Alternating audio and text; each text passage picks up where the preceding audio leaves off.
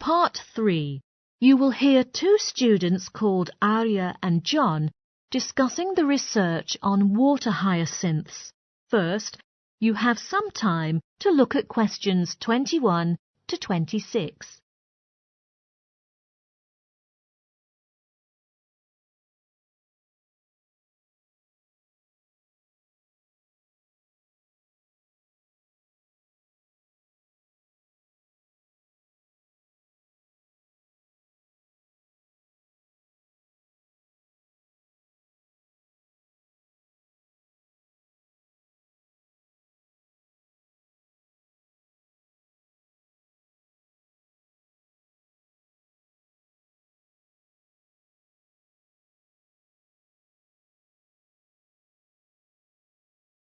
Now, listen carefully and answer questions 21 to 26.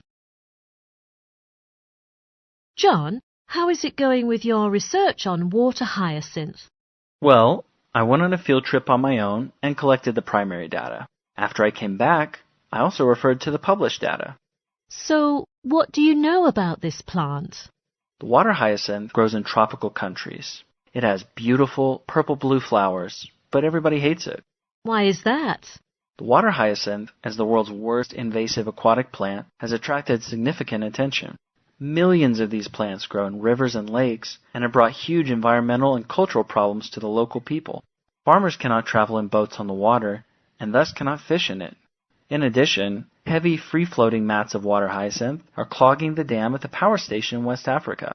Turbines of the power station are often shut down because of the intertwined leaves. Dams often cease to function as a result, severely restricting the electricity generation.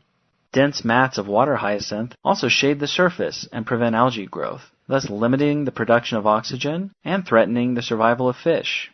So, where did water hyacinth originate from? The water hyacinth is native to the Amazon basin in Latin America. It has spread mainly to the tropics and subtropics throughout much of the world since the 1800s. Later, it was introduced into Europe and Africa as an ornamental garden pond plant due to its beauty. Flowers of this plant were being sold in local markets in African countries as a source of income for women. Since the 1900s, this weed has infested lakes, rivers, and creeks of the delta areas in West Africa. I guess whoever introduced this plant had never expected the disastrous impact it would have on the local ecological environment. What kind of habitat does water hyacinth thrive most in? Well, it has been discovered that the nutrient-rich environment contributes significantly to the rapid proliferation of this weed, which obtains its nutrients directly from the water. This is normally compounded with a decrease of nutrients along the river banks. Why is that? The main reason for soil nutrient loss is that local residents cut down trees. Excessive deforestation accelerates soil erosion, which indirectly compounds this issue. Without enough trees to retain nutrients in the soil, frequent rain might partly aggravate this by carrying some of the nutrients into the waterways. Are there any effective measures to control or even eradicate this weed?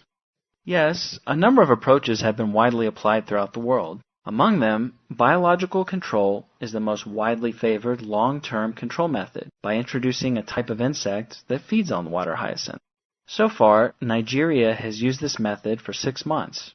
However, the water hyacinth won't be removed immediately. The side effects of this method on the local ecology will remain unforeseen for years because it takes time for this external insect species to reach a density sufficient enough to affect ecological development. Then what about other approaches? Is there a quicker way to control it? Well, the mechanical removal of water hyacinth is seen as the best short-term solution. This option includes harvesting plants and inside cutting. This method can immediately open physical space for fish and boat traffic. It is, however, inefficient for workers to process extensive areas and costly to use large cutting and dredging equipment. Ironically, it costs even more to dispose of this plant than to remove it.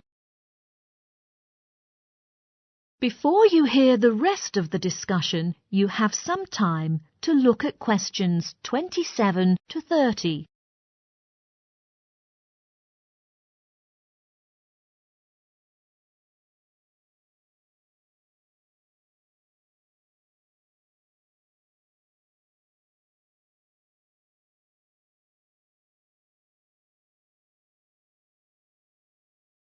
Now listen and answer questions 27 to 30.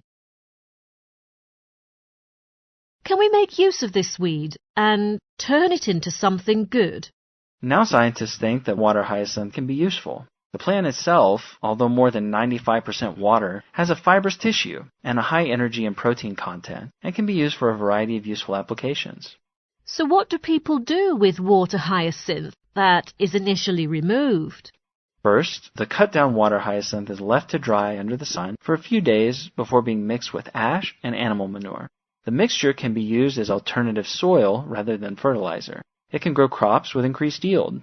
That sounds interesting.